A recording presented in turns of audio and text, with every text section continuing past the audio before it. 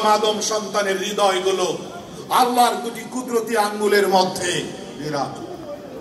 আল্লাহ যেভাবে ঘোরায় এভাবে, এইভাবে আল্লাহ নিরাপত্তা পার্মানেন্ট করলেন। তিনি ভূমিষ্ঠ হলেন, মাতৃগর্ভ থেকে মাতৃকোলে আসলেন, কিন্তু অবস্থা ভালো। জালিমের শাসন আর নির্বিচারে শিশু হত্যা, নবজাতক হত্যা, এটা এমন ভাবে দেদারসে চলছে, টেনশন হওয়াই স্বাভাবিক। আরো মা, আরো বাবার চেয়ে বহুগুণে বেশি।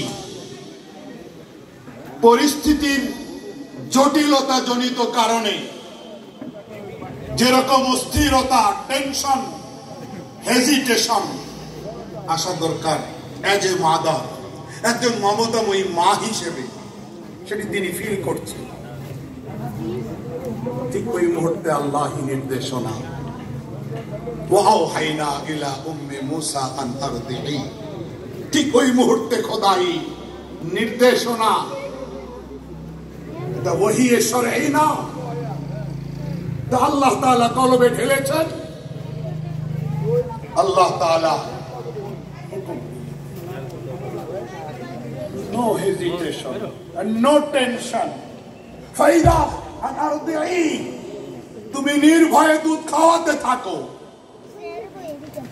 নো টেনশন, নো হেজিটেশন, কোনো চিন্তা নাই, কোনো টেনশন করো না, তুমি দুধ খাওয়াতে থাকো, তুমি তোমার বাচ্চাকে মায়ের মতো তুমি পালতে থাকো। হ্যাঁ, যখন তুমি বেশি, বড্ড বেশি ভয় পেয়ে যাবে, খুব বেশি যখন তুমি ভয়টা বেশি অনুভব করতে শুরু করবে, আর কোন রাস্তা নেই, তুমি বাক্সে ভরে, একটা বাক্সে নবজাতককে ঢুকিয়ে তুমি বাক্সটাকে নদীতে ভাসিয়ে দাও।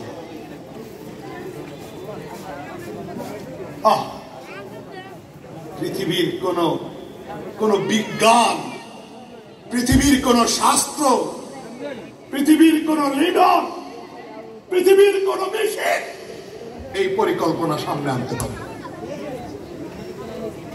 ज़हन में जो गिर गया वो लाइंतहा क्यों कर हुआ, जो समझ में आ गया फिर वो खुदा क्यों कर हुआ।